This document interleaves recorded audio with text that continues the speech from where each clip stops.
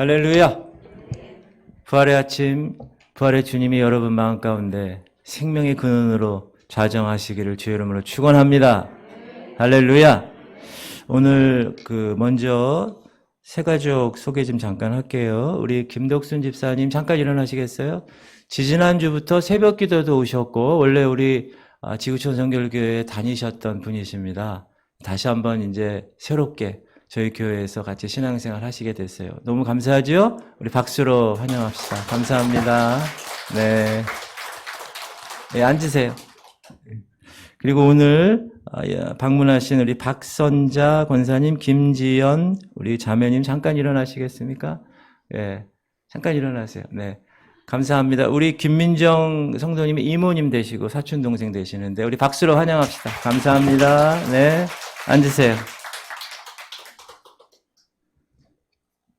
할렐루야! 오늘 우리 지구촌 성결교회에서 5명의 성도가 물세를 받는 세례여식을 거행합니다. 또 오늘은 예수 그리스도께서 죽은 자 가운데서 부활하신 부활절입니다. 저는 오늘 세례와 부활이 어떤 관계가 있는가, 그리고 진정한 세례의 의미는 무엇인가, 왜 세례를 내가 받아야 되는가에 대해서 여러분과 함께 하나님 말씀을 통하여서 말씀드리려고 합니다. 십자가 구원의 원리에 대해서 먼저 한번 생각해 보도록 하겠습니다. 제가 여러분께 묻겠습니다. 여러분, 구원 받으셨습니까? 정말 거듭나셨어요? 십자가에서 나를 위해서 죽으신 그 예수 그리스도로 인해서 나는 죄와 사망의 법에서 이제 생명의 성령의 법으로 자리를 옮긴 바 되었음을 믿습니까? 그렇다면 그 구원을 여러분 어떻게 받으셨습니까? 여러분의 죄 문제를 어떻게 해결하셨어요? 오늘 말씀을 통하여서 구원의 원리, 십자가의 원리를 다시 한번 생각해 보도록 하겠습니다. 자, 예수 그리스도께서 십자가에 달리셨을 때 혼자 달리시지 않고 좌편과 우편에 같이 십자가에 달린 사람들이 있었습니다. 누구죠? 강도들. 강도들도 함께 십자가에 달렸습니다. 그들도 예수님처럼 피를 흘리며 죽어갔고 똑같은 죄인의 모습으로 십자가에 달려 있습니다. 그런데 제가 여기서 여러분께 질문 하나 드릴게요. 그럼 왜 우리는 예수님 피만을 특별하게 여길까요? 예수님의 피와 강도의 피가 다 똑같은 피 아닌가요? 아니에요. 예수님의 피는 달라요. 그 피는 조금 더 점이 없고 조금 더 흠이 없는 피. 다시 얘기하면 조금 더 죄가 없는 피라는 거예요. 그래서 우리가 보배라고 이야기합니다. 두 강도는 죄인이었습니다. 그러니까 예수님은 죄인이 아니셨어요. 그런데 죄인처럼 죽으셨어요. 자, 이 세상에 어떤 사람도 자기 자신이 피를 흘려서 죽음으로 다른 사람들을 구원받게 할 수가 없습니다. 그 이유가 뭡니까? 네, 그 사람 자체가 죄인이기 때문에 그렇습니다. 죄인이 어떻게 다른 죄인의 죄를 해결할 수가 있습니까? 그럴 수 없습니다. 죄를 해결할 수 있는 존재는 어떤 존재여야 되느냐? 죄가 없는 존재, 의인이어야 된다는 거예요. 맞습니까? 그런데 이 세상에서 유일하게 죄가 없는 사람이 있어요. 누구죠? 예수 그리스도. 그분은 죄가 없으신 분이. 왜 그분이 죄가 없을까요? 그분은 다른 사람들과 같이 출생하지 않으셨어요. 그는 성령으로 이 땅에 인간의 모습으로 나오셨기 때문에. 그래서 그분은 다른 사람들의 죄를 해결하실 수 있으신 분이세요. 죄가 없기 때문에. 예수님을 제외한 이 땅의 모든 인간은 다 죄 중에 출생하기 때문에. 여러분 모두가 저를 포함해서 다 죄인으로 출생한다는 거예요. 성경이 이렇게 얘기합니다. 시편 51편 5절 말씀 시작. 내가 죄악 중에서 출생하였으며 어머니가 죄 중에서 나를 잉태하였나이다. 여러분이 태어날 때부터 죄인이라는 거예요. 그러나 예수님만은 그렇게 태어나지 않으셨습니다. 그는 죄가 전혀 없는 상태로, 죄를 알지도 못하는 상태로 태어나셨다. 그래서 예수님은 죄가 없으셔요. 믿으십니까? 성경이 그렇게 얘기하고 있어요. 자, 시작. 우리에게 있는 대제사장은 우리의 연약함을 동정하지 못하시기가 아니요 모든 일에 우리와 똑같이 시험을 받으시니로되 죄는 없으시니라. 고린도후서 시작. 하나님이 죄를 알지도 못하신 이를 우리를 대신하여 죄로 삼으신 것은 우리로 하여금 그 안에서 하나님의 의가 되게 하려 하심이라. 요한일서도 보면 시작. 네. 네. 이게 어떻게 네. 자, 요한일서 3장 5절. 여러분 주보에 있는 것을 보고 읽읍시다. 그가 시작. 그가 우리 죄를 없애려고 나타나신 것을 너희가 아나니 그에게는 죄가 없느니라. 베드로전서 2장 22절 시작. 그는 죄를 범하지 아니하시고 그 입에 거짓도 없으시며. 성경이 계속 이야기하는 거예요. 그분은 죄가 없으신 분이야.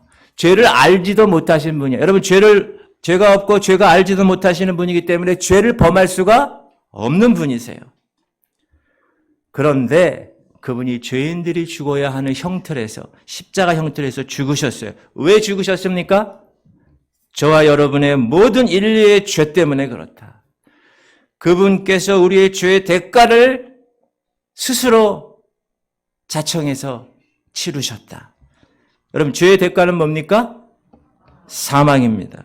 로마서 시작. 죄의 삭은 사망이요. 죄값이 분명히 있어요. 죄 지었으면 이 세상 법도 그래요. 죄를 지었으면 구속하고 빵빵빵 판사가 정확하게 죄값을 묻습니다. 그래서 죄를 지었으면 그 죄의 대가로 그 사람은 죽어야 합니다. 특히 하나님 앞에서의 죄 문제. 그런데 하나님은 그 죄 문제를 해결할 수 있는 방법을 하나님이 택한 이스라엘 백성들에게 알려주셨어요. 그 죄를 해결하는 방법을. 궁금하시죠? 그것이 속죄의 죄입니다. 하나님의 법에서 벗어난 사람들, 그 사람들의 죄의 값을 어떻게 치를 수 있느냐? 그것이 제사를 통하여서. 우리가 유교주의에서 부모님께 제사 지내는 그런 제사가 아니에요. 성경의 구약에서 얘기하는 속죄의 죄. 레위기 4장에 보면 자세히 기록되어 있는데, 자 보세요. 여기에 죄를 속죄하기 위한 한 사람이 있어요. 그 사람이 제주라고 합니다. 제사 드리는 사람이에요. 이제 그 사람의 죄를 속하려면 이 사람이 제물을 하나 가져와야 돼요. 그 제물이 될 짐승을 회막문 여호와 앞에 가져옵니다. 그리고 손에 그 제물에 손을 얹습니다. 그리고 안수합니다. 이때 안수는 이 죄인의 죄를 이 짐승에게 전가시키는 행위입니다. 넘기어 맡겼다는 거예요. 안수할 때 내 죄가 이 짐승에게 갔다는 거예요. 이제 그 짐승에게 죄가 옮겨갔다는 거예요. 그리고 나서 이 사람은 이 제물을 칼로 죽입니다.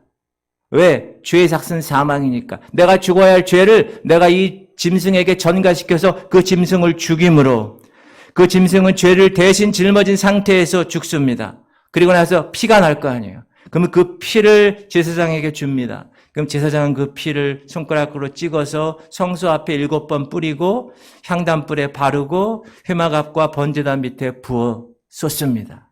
그리고 나머지 기름과 콩팥을 다 번제단 위에 불 사르고 나머지 고기, 나머지 시체들은 다 바깥 재 버리는 정결한 곳에 가서 불 사릅니다. 이것이 구약시대에 하나님 앞에서의 죄의 문제를 해결하기 위한 하나님의 방법이었습니다. 우리는 출애굽 사건을 잘 알고 있습니다. 하나님이 택하셨어요. 그 백성을 애굽에서 구원하신 사건입니다. 이 출애굽 사건의 가장 절정은 10가지 재앙 중에 가장 마지막 재앙입니다. 하나님은 10가지 재앙을 애굽에 내리게 하셨습니다. 왜 내리셨습니까? 그때 그 애굽에서는 신들이 엄청나게 많았다는 거예요. 그 첫 번째부터 9가지의 그 모든 그 재앙이 다 그들의 신에 대한 재앙입니다. 물신, 태양신, 파리신, 독종신, 개구리신 이런 모든 9가지의 애굽 신으로 대표됐던 그들 신들보다 하나님은 더 위대하신 분이라는 것을 나타내시기 위해서 그리고 마지막 재앙을 하나님께서 내리시는데 그런데 하나님은 이스라엘 민족에게만은 그 재앙을 넘어가게 하셨습니다. 사랑하는 성도님들, 왜 하나님이 이스라엘 백성에게 그 죄를 넘어가게 했을까요? 하나님 택한 백성이니까 물론 그런 것도 있을 수 있어요. 그러나 더 중요한 거는 이제 이스라엘을 구별하신 그 하나님을 애굽 사람들에게 정확하게 알리기 위해서 모든 신들보다 더 뛰어난 여호와의 신을 입증하기 위해서 그렇게 하셨습니다. 그게 바로 우리가 잘 아는 유월절 사건이에요. 유월절 사건 두 말씀만 읽을게요. 시작. 그 피를 먹을 집 좌우 문설주와 임방에 바르고 7절이고요. 13절 시작. 내가 애굽 땅을 칠 때 그 피가 너희가 사는 집에 있어서 너희를 위하여 표적이 될지라. 내가 피를 볼 때 너희를 넘어가리니 재앙이 너희에게 내려 멸하지 아니하리라. 그 10번째 재앙, 모든 초태생, 모든 장자, 동물들도 다 초태생은 다 죽는 그 재앙, 그것을 피하는 방법은 어떤 방법이라고요? 아주 단순한 방법이에요. 어린 양의 피를 자기가 사는 집 문인방과 문설주에 바르면 되는 거예요. 그러면 죽음의 사자가 그 피를 보면 넘어간다는 거예요. 내가 그 피를 유월절 그 양의 피를 볼 때에 내가 널 넘어서 가리라. 넘어간다는 거예요. 그래서 이스라엘 백성들이 그 말씀에 순종했겠죠. 순종해서 문인방과 문설주에 어린 양의 피를 바릅니다. 그랬더니 그 단순한 방법 하나 가지고 죽음의 재앙에서 해방된 거예요. 죽음의 사자가 왔다가 그 피를 보고 여기는 어린 양의 피가 발렸네. 그리고 넘어가는 거예요. 그래서 유월한다는 거예요. 자, 제가 성도님들께 또 질문합니다. 그럼 애굽의 마지막 재앙에서 구원받은 사람들의 기준이 뭡니까? 그 집에 사는 사람들이 부자냐 아니냐? 아니에요. 그 집에 사는 사람들이 의롭게 살았는가? 안 의롭게 살았는가? 아니에요. 그 집에 사는 사람이 선행을 많이 했는가 안 했는가? 그게 아니에요. 그 집에 있는 사람들이 대학을 나오고 박사가 되고 이랬는가? 그거랑 전혀 관계없어요. 그 집에 있는 사람이 돈이 많아서 재앙이 넘어간 게 아니라 그 집에 어린 양의 피가 발라졌느냐 그렇지 않느냐에 따라 그 집에 있는 장자가 죽고 사는 문제가 결정되었다. 할렐루야.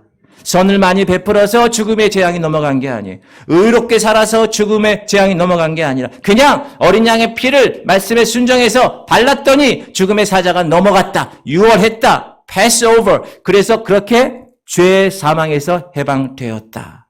피를 발랐는가 피를 바르지 않았는가가 그 집의 장자의 생명을 결정한 것이다 라는 거예요. 자, 이제 예수 그리스도 이야기를 좀 하겠습니다. 여러분, 예수님이 이 땅에 오셨어요. 이제 때가 되셨어요. 때가 되셔서 요단강에 세례를 받으시러 갑니다. 세례를 주는 사람이 누구죠? 세례 요한이에요. 그런데 세례를 베풀던 그 요한이 자기에게 오는 예수님을 알아봤을까요? 못 알아봤을까요? 알아봤어요. 그리고 나서 뭐라고 했을까요? 오, 드디어 하나님의 아들이 오셨군요. 그렇게 말하지 않았어요. 여러분, 여기 메시아가 오셨습니다. 이분이 그분이에요. 구약시대부터 지금까지 우리가 그렇게 기다렸던 그 메시아입니다. 그렇게 말하지 않았어요. 뭐라고 했습니까? 보라. 읽읍시다. 시작. 이튿날 요한이 예수께서 자기에게 나오심을 보고 이르되 보라, 세상 죄를 지고 가는 하나님의 어린 양이로다. 세례 요한은 정확하게 예수님이 누군지 알아봤어요. 예수님이 왜 이 땅에 와야 되는지, 그리고 때가 돼서 왜 예수님이 세례를 받으러 여기 왔는지 정확하게 알았어요. 그런데 세례 요한 입장에서 내가 어떻게 예수님에게 세례를 받아? 오히려 내가 예수님에게 세례를 받아야 되지. 그분은 창조주이시고 나는 피조물인데. 요한복음 1장 27절 시작. 곧 내 뒤에 오시는 그이라 나는 그의 신발끈을 풀기도 감당하지 못하겠노라 하더라. 나는 예수님과 비교하면 신발끈 하나 풀 수도 없는 미약한 존재, 비천한 존재야. 그걸 알았어요. 세례 요한은. 그래서 예수님, 어째서 내게로 오셔서 나한테 세례를 받으십니까? 오히려 내가 당신에게서 세례를 받아야 돼요. 라고 얘기를 합니다. 시작. 요한이 말려 이르되 내가 당신에게서 세례를 받아야 할 터인데 당신이 내게로 오시나이까. 그러니까 예수님이 뭐라고 얘기하세요? 자, 시작. 예수께서 대답하여 이르시되 이제 허락하라. 우리가 이와 같이 하여 모든 의를 이루는 것이 합당하니라 합당하니라. 하시니 이에 요한이 허락하는지라. 이제 허락하라. 이제 때가 되었다. 모든 의를 이루는 때가 되었어. 나의 죽음으로 인해서 모든 죄의 문제를 다 해결하고 모든 의를 이루는 것이 합당하니라. 이렇게 얘기했어요. 제가 또 질문 드립니다. 여러분, 왜 창조주이신 예수님이 세례받지 않아도 되는 예수님이 피조물인 세례 요한 인간에게 가서 세례를 왜 받으셨을까요? 그럼 보통 대부분 사람들은 예수님 너무 겸손하셔서 그러시죠. 아닙니다. 예수님이 세례 받으신 이유는 따라합시다. 하나님의 뜻을 이루기 위해서. 그래서 세례를 받으신 거예요. 무슨 말인가? 인류의 모든 죄를 예수님이 다 짊어지고 자기 예수에게 전가된 그 인류의 모든 죄를 가지고 십자가에서 죽는 것, 그 결과 모든 사람이 의를 이루는 것, 그것이 하나님의 뜻이었다는 거예요. 세례 요한이 그래서 예수님에게 세례를 베푸는 그 순간 인류의 모든 죄는 유월절 어린 양의 피처럼 세상죄 지고 가는 어린 양 예수의 피, 그것이 다 전가되어서 이제 그의 죄값을 십자가에서 죽으심으로 치르셨다. 그래서 저와 여러분의 죄가 이제 다 값을 치렀다라는 거예요. 이 사실을 믿으십니까? 그만큼 세례가 중요한 것이다. 세례 요한은 여기서 제사장 역할을 한 거예요. 예수님은 어린 양 역할을 한 거고요. 그러면 어떻게 세례 요한이 제사장 역할을 감당합니까, 목사님? 그렇게 질문할 수 있습니다. 세례 요한은요, 가문이 제사장 가문이에요. 제사장은 세습되는 거잖아요. 아버지가 제사장이면 아들도 그 직무를 이어받아요. 세례 요한 아버지가 누구죠? 사가랴. 엄마는 엘리사벳. 6개월 전에 먼저 임신했죠, 세례 요한을. 사가랴의 직업이 뭡니까? 제사장. 자, 한번 읽어봅시다. 누가복음 1장 8절 시작. 아침 사가랴가 그 반열의 차례대로 하나님 앞에서 제사장의 직무를 행할세. 사가랴는 제사장이었어요. 그래서 하나님 성전에서 제사장의 직무를 행하는 거예요.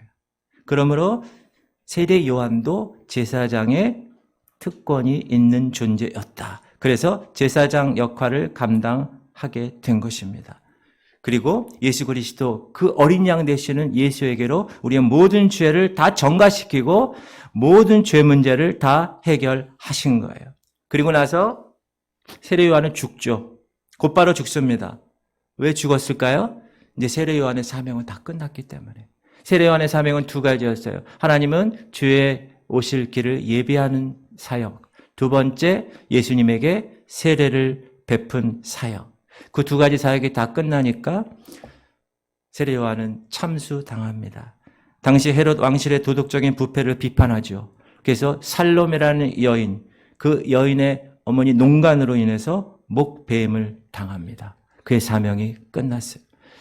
자, 제사장 역할을 감당했던 세례 요한, 그리고 어린 양 역할을 담당했던 예수 그리스도, 그 모든 죄를 해결한 그 세례의 현장에 어떤 일이 일어났습니까? 하늘문이 열렸어요.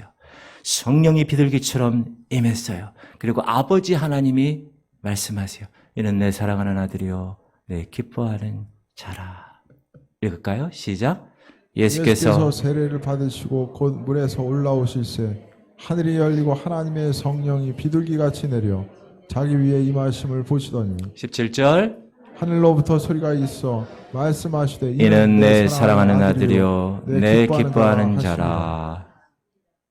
할렐루야. 오늘 세례받을 때도 동일한 하늘의 축복이 임하기를 주의 이름으로 축원합니다. 오늘 5명이 세례 받으시는데 하늘문이 열리고 성령이 임하고 하나님의 음성을 들으실 수 있기를 축원합니다. 사랑하는 성도님들, 저와 여러분은 잘나서 구원받은 게 아니에요. 내가 의로워서 구원받은 게 아니에요. 좋은 일을 많이 해서 구원받은 게 아니에요. 우리의 마음에 유월절 어린 양 되신 그 예수 그리스도의 피가 발라졌기 때문에 그래서 구원받은 겁니다. 맞습니까?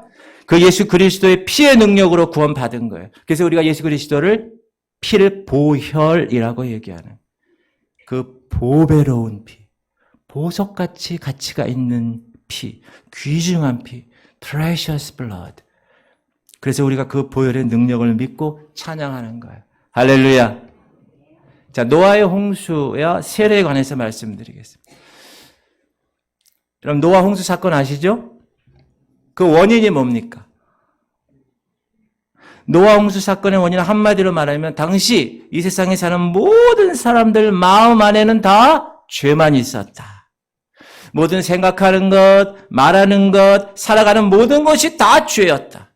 그래서 하나님은 그 모든 사람, 그 죄악에 하나님은 후회하셨다고 그랬어요. 그리고 쓸어버리시기로 작정하셨고 홍수를 통해서 그 일을 이루십니다. 여러분 잘 들으세요. 홍수가 어떻게 났습니까? 하늘에서 비가 막 내는 걸로 끝났나요? 그렇지 않아요. 궁창 위의 물과 궁창 아래의 물이 서로 뒤섞여서 홍수를 이룹니다. 분명한 하나님의 원리는 뭡니까? 궁창 위의 물과 궁창 아래의 물이 나누는 것이었어요.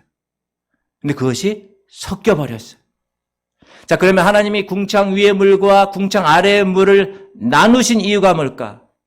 그것은 무엇이 하늘에 속한 것이고 무엇이 땅에 속한 것인지 구분하게 하시려는 의도입니다. 무엇이 하나님의 영광의 아름다움인지 무엇이 땅의 영광의 아름다운지를 분별하셨어요. 그게 창조의 처음의 그 상태였어요. 원래 분별하게 하신 거였어요. 그런데 그것이 죄 문제 때문에 하나님이 심판하시면서 섞여버렸어요. 노아 시대 때는 하나님에 대한 바른 생각이 사람들에게 없었다는 거예요. 하나님 사람들 안에 무엇을 채워야 되고 무엇을 비워야 되는지 구분하지 못했다는 거예요. 세상 것과 하나님의 것을 구분하지 못했다는 거예요. 분별할 수가 없었어요. 그래서 죽었습니다. 그리고 멸망당했어요. 여러분 지금도 마찬가지입니다. 여러분 땅을 보세요. 세상을 보세요. 땅에 사는 사람들의 모든 삶은 어떻게 나타납니까? 그 안에 채우는 것이 뭐예요? 세상의 성공이에요. 세상의 가치, 세상의 아름다움, 세상의 돈입니다. 거듭났다고 생각하는 성도들조차도 하나님의 원리는 사라지고 있어요. 세상의 원리로 살아갑니다. 돈 많이 버는 것이 좋아요. 주일에 교회 가는 날에 돈 많이 준다면 교회 가지 않습니다. 돈 많이 주는 그곳에 가서 알바합니다. 그래도 성도니까 가끔 양심에 찔려요. 그럼에도 불구하고 세상이 주는 그 세상의 그 죄의 세력이 강하기 때문에 어쩔 수 없이 글로 달려가는 모습. 남들도 다 하는데 이렇게 다 해요, 요즘은. 요즘 다 그렇게 하는 거야. 우리는 그런 시대에 살고 있다는 거예요. 하나님이 주신 삶의 원칙대로 존재대로 살지 않는다는 거예요. 하나님이 이 땅에 살게 하신 목적대로 살지 않는다는 거예요. 그거 별거 중요하지 않아요. 세상의 아름다운 것을 취하는 거예요. 세상이 위대한 것 쫓아가는 거예요. 세상이 영광스럽다고 하는 것, 그것을 붙들며 살아가는 시대. 그것이 죄이고 그 죄의 대가는 죽음임에도 불구하고 그것을 모른 채 그렇게 살아갑니다. 알아도 외면한 채 살아갑니다. 노아 시대와 너무나 똑같은 모습이에요. 그러나 하나님의 사람 노아만은 세상을 바라보지 않았어요. 구별되어 살았습니다. 그래서 방주를 짓는 믿음의 사람이 되었어요. 세상 것과 하나님의 것 뒤섞지 않았어요. 궁창 위의 물과 궁창 아래의 물 섞여 넘쳐나는 그 심판의 현장에서 노아는 방주를 예배하고 그 방주 안에서 그 섞인 물과 구별된 생활을 택하게 됩니다. 그 섞여버린 물과 자신을 뭘로 구분했어요? 방주로 구분했습니다. 세례가 그거라는 거예요. 원래 세례 예식은 여러분 어디서 진행하죠? 강에서 진행해요. 요단 강처럼. 그래서 강에서 한강에 갈 수 없었기 때문에 도시에 사는 사람들은 그냥 그래서 약식으로 머리에 물을 적시는 것으로 예식을 대신합니다. 원래는 여러분 배나 이 가슴까지 이렇게 물에 찬 그곳에서 예식을 진행합니다. 왜 물속에서 진행할까요? 세례를. 그냥 아무 데서나 진행해도 될 텐데. 그것은 우리가 지금 물속에 여러분 이제 수영할 것처럼 이렇게 물속에 들어갔어요. 우리 인간이 물속에서 살 수 있을까요? 살 수 없습니다. 물고기가 아닌 이 사람은 어떻게 그 물속에서 살 수 있어요? 오랫동안. 살 수 없어요. 그런데 그렇게 고백하는 것이 세례라는 거예요.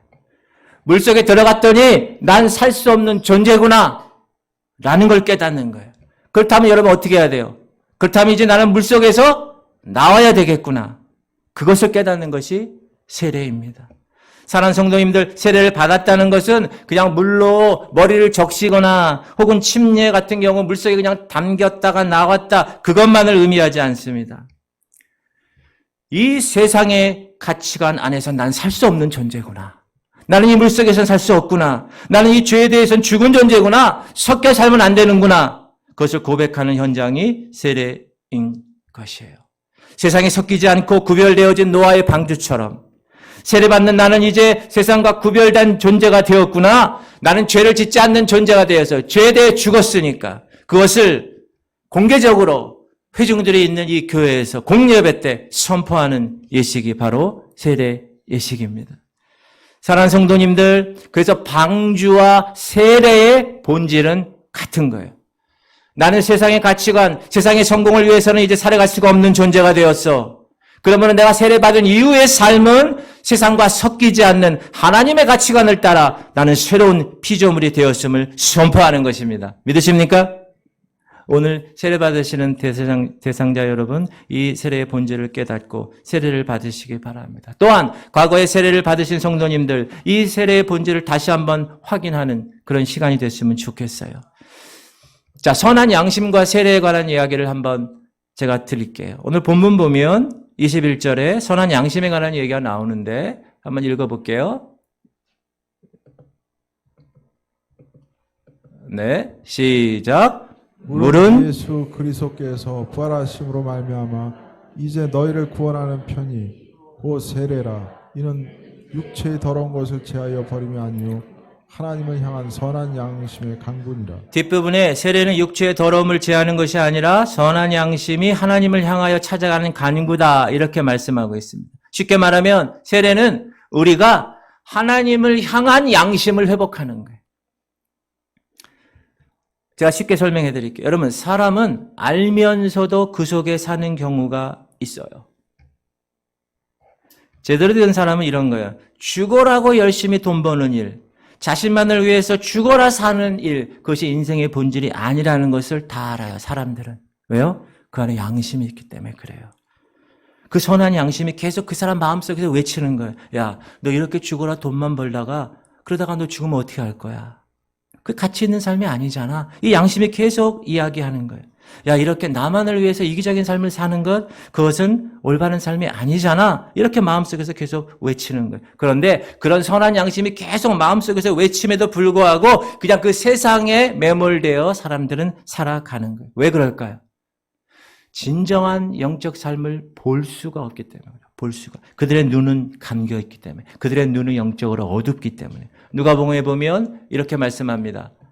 그러므로 시작. 그러므로 내 속에 있는 빛이 어둡지 아니한가 보라. 예수께서 맹인을 고치신 이유도 바로 거기 있는 거예요. 정작 봐야 될 것을 보지 못하는 사람들, 그게 어두운 맹인입니다. 그분이 선한 양심을 버린 거예요. 그런데 어떤 사람은 그렇게 생각하지 않아요. 어떤 사람은 어떻게 생각하냐? 나는 이 어둠 가운데 살 수가 없어. 돈만 버는 것이 인생의 목적이 될 수 없어. 바로 이렇게 외치는 사람이 세례를 받는 사람이에요. 그리고 이렇게 선포하는 거예요. 이제 나는 눈에 보이는 것으로 살지 않는다. 이제 나는 세상의 아름다움만을 보며 살지 않는다. 그 이유는 내 안에 선한 양심이 살아있기 때문이야. 이제 나의 삶은 예수 그리스도 그분의 이름으로 세례를 받았으니 이제 그분의 이름으로 보이신 그 삶을 따라서 나는 예수 그리스도를 위해 살아갈 거야. 할렐루야. 그게 세례 받은 사람의 모습이라는 거예요. 우리가 어디에 들어간다는 것은 여러분, 그 장소가 가진 정체성하고 그 장소에 들어가는 내 정체성이 같기 때문에 들어갑니다. 쉽게 설명할게요. 나이트클럽에 들어가는 사람을 보세요. 나이트클럽의 정체성이 뭡니까? 술 먹고 춤추고 새로운 사람 만나고 유혹의 꽃을 피기 위해서 그곳에 갑니다. 그래서 그러한 정체성을 가진 사람만이 그 나이트클럽에 들어가는 거예요. 마찬가지로 세례를 위해서 우리가 물속에 들어갑니다. 세례를 받을 때 우리가 물속에 들어가는 것은 이제 나는 하나님의 말씀을 지켜서 의로운 존재가 되었어. 이제 나는 눈으로 보는 것으로 살지 않아. 이제 눈에 보이지 않는 영적인 본질을 바라보고 산다. 이제 나는 이 땅에 살지만 저 하늘을 바라보며 저 영혼을 바라보며 사는 존재가 되었다. 이런 생각을 갖고 물속에 들어가는 거예요. 이 마음의 결단이 중요합니다. 5분, 이 마음의 결단이 중요해요. 그것은 세례 예식보다 더 중요하고 세례 증서보다 더 중요합니다. 사랑하는 성도님들, 군인이 꼭 군복을 입어야 군인이 되는 것이 아니에요. 군복은 군인이라서 입는 것이지 군복을 입어서 군인이 되는 것은 아닙니다. 오늘 이 세례의식도 마찬가지예요. 세례의 진정한 의미를 내가 알고 부활의 진정한 의미를 내가 알고 고백하는 것이 세례의식이에요.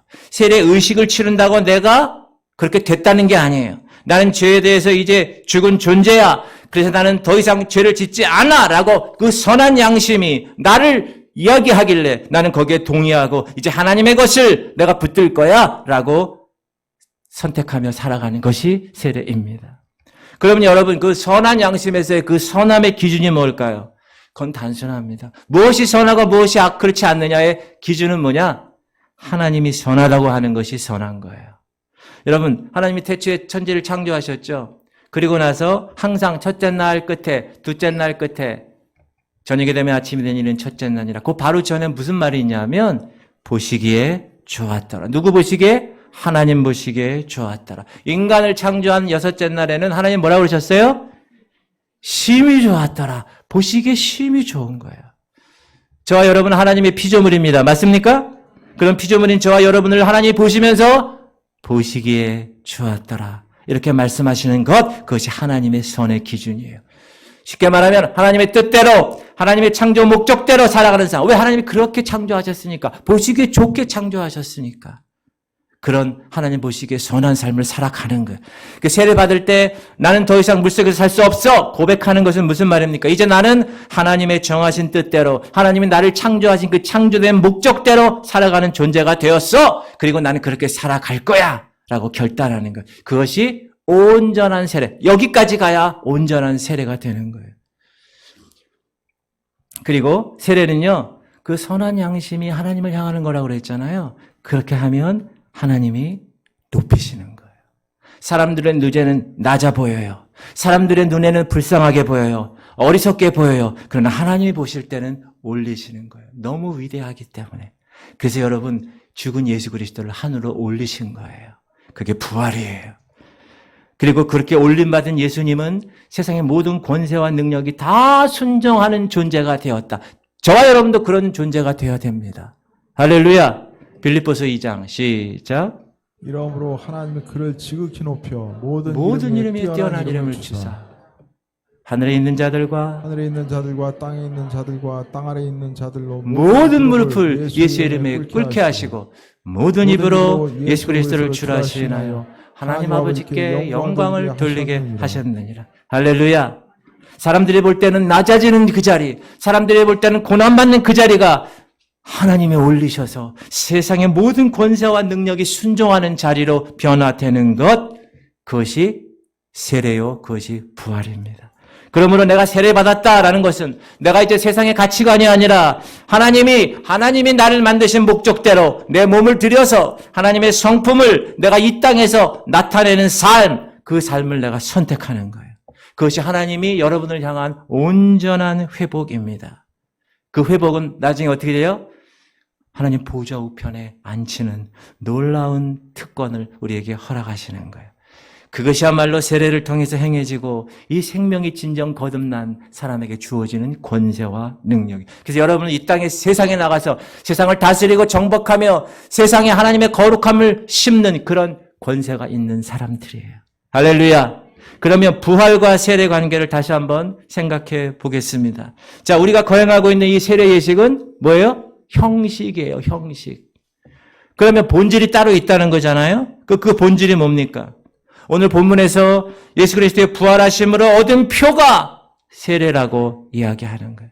오늘 3장 21절 시작. 물론 예수 그리스도께서 부활하심으로 말미암아 이제 너희를 구원하는 표니 곧 세례라. 이는 육체의 더러운 것을 제하여 버림이 아니요 하나님을 향한 선한 양심의 강군이라. 다시 말하면 세례를 받았다는 것은 부활신앙을 가졌다는 증거가 된다는 거예요. 부활신앙은 세례 예식을 행하고 그 증서를 내가 세례 증서를 받았다. 그게 아니라 하나님 나는 부활할 수밖에 없는 존재군요. 내 영적인 전체성, 아이덴티티가 난 이제 세상의 가치관으로 살 수 없는 존재군요. 나는 이제 육체의 그러한 가치관으로 살 수 없습니다. 라고 고백하는 것. 그것이 세례입니다. 여러분 잘 생각해 보세요. 예수님은 부활하셨어요. 맞습니까? 어떻게 부활하셨어요? 예수님은 부활하실 수밖에 없는 존재이기 때문에 부활하셨어요. 왜냐하면 그 예수님 안에 생명의 본성이 있기 때문에 그래요. 그러므로 예수님은 부활하실 수밖에 없어요. 지금 세례받는 사람도 마찬가지입니다. 부활의 첫 열매이신 예수님처럼 나도 나 부활할 수밖에 없는 존재구나. 지금 그것이 세례 예식을 통해서 나타난다는 거예요. 다시 말하면 나는 예수님처럼 나도 내 안에 생명의 본성이 있기에 나도 예수님처럼 부활할 수밖에 없는 존재야. 그리고 세례를 통해서 그 고백을 확증하는 겁니다. 자, 보세요. 내가 세례를 지금 여기 받았다고 해서 구원받는 것이 아니라는 거예요. 내 안에 예수 그리스도 생명이 없는데 여러분 세례 문답하고 세례 교육받고 세례했다고 해서 그 안에 진정한 생명이 있을까요? 그거 아니에요. 순서가 중요합니다. 내가 세례 받았기에 내 안에 생명의 본성이 생기는 게 아니라 내 안에 생명의 본성이 있기 때문에 나는 그것을 확증하는 예식으로 세례를 받는 것이다. 그게 세례 예식이에요. 근데 사람들은 대부분 이 부활과 세례가 다르다고 생각해요. 야, 세례 받는 것은 신앙에 처음 입문할 때 그 받는 거 아니야? 근데 부활은 마지막에 모든 신앙생활 끝나고 죽어서 얻는 거 아니야? 그런데 오늘 본문은 그렇게 얘기 안 해요. 세례가 바로 부활의 증거라는 거예요. 세례와 부활은 둘 다 예수의 생명이 나의 본성이 되는 거예요. 할렐루야. 나는 물속에서 살 수 없습니다 라고 고백하는 그 본능적인 고백이 세례라면 이제 예수님의 생명을 나는 가졌기에 나는 더 이상 죽음 가운데 있을 수 없고 부활할 수밖에 없는 사람입니다. 그렇게 고백하는 것. 그것 때문에 세례와 부활은 같은 거예요. 십자가에서 이미 육체는 죽었어요. 그러나 예수님의 본성은 살아 계셔요. 하나님 보실 때는 예수는 죽은 게 아니에요. 살아있는 거예요. 그래서 하나님의 본성을 쫓아서 살릴 수밖에 없게 된 것입니다. 건축자의 버린 돌, 시작. 건축자가 버린 돌이 집 모퉁이 머릿돌이 되었나니. 세상의 건축자들은 다 그를 버렸어요. 다 예수를 버렸습니다. 그러나 하나님은 예수 그리스도를 버리지 않았어요. 왜? 그 안에 생명이 있는 존재이기 때문에. 그래서 성전의 모퉁이 돌이 되게 하셨어요. 그래서 교회의 머리가 예수 그리스도가 되는 거예요. 세상의 가치관으로 볼 때 예수님은 죽어야 했습니다. 그러나 하나님이 볼 때는 그것이야말로 그분이야말로 유일하게 살아있을 수 있는 생명이기 때문에 살릴 수밖에 없는 거예요. 그것이 부활입니다. 사람들이 죽여도 세상 가치관이 죽음으로 이끌어도 그 죽은 사람들 사이에 둘 수 없는 생명이기에 살리신 것이 부활입니다. 하나님께서 살리실 수 없는 그 생명이 예수의 생명이에요. 그 예수의 생명을 가진 저와 여러분 생명은 이제 뭐예요? 사람이 물속에 살 수 없듯이 율법을 지켜도 살 수 없구나. 각종 세상의 사상과 철학으로도 살 수 없다. 오직 나는 예수로만, 그 예수의 생명으로만 살아갈 수 있다라고 고백하는 게 세례와 부활의 증거입니다. 할렐루야! 오늘 예수님은 부활하셨습니다. 이 부활의 날 세례와 부활의 의미를 분명히 알고 세례 받으시고 또 세례 받는 성도들을 축복하는 우리 부활의 지구촌 교회 공동체가 되길 원합니다. 할렐루야! 이 거룩한 예식에 하나님의 성령께서 임한 줄 믿고 감사드립니다. 기도하겠습니다. 주님 감사합니다. 오늘 부활의 주님을 만나게 하심을 감사드립니다. 오늘 세례 예식을 통해서 나는 이제 죄에 대하여 죽은 존재임을 깨닫게 하시니 감사드립니다. 세례받은 우리 5명의 성도들을 주님께 올립니다. 주님, 이들이 이제 내 안에 예수 그리스도 생명이 있기에 세상 가치관으로 살지 않겠습니다. 이 세상 풍조를 따르지 않겠습니다. 비록 이 길이 좁고 협착해도 주님, 제가 이 길을 가겠습니다. 생명의 기름으로, 부활의 기름으로 주님 가겠습니다. 주님 도와주시옵소서. 이렇게 고백하며 신앙의 길을 멋지게 출발하게 하여 주시옵소서. 우리 모든 성도들 또한 매일매일 그 세례의 의미를 붙들고 내 안에 있는 선한 양심에 따라서 세상 것 붙잡지 않고 하나님의 뜻대로, 하나님의 창조 목적대로 살아갈 수 있도록 도와주시옵소서. 세상이 보기엔 낮은 자리인 것 같지만 하나님 그 자리를 높이 올리셔서 저 하늘 보좌로 옮기셨음을 감사하며 매일매일 그 은혜 속에 푹 잠겨서 주님을 찬양하는 하늘의 백성들 되게 하여 주시옵소서. 영적 특공대 사명 잘 감당할 수 있도록 말씀과 기도와 성령의 충만한 훈련을 이 지구촌 교회 훈련소에서 잘 훈련받아서 영적 전쟁에 승리하는 특공대들 다 되게 하여 주시옵소서. 우리를 위해서 십자가에 죽으시고 오늘 다시 부활하신 예수 그리스도 이름으로 기도합니다. 아멘.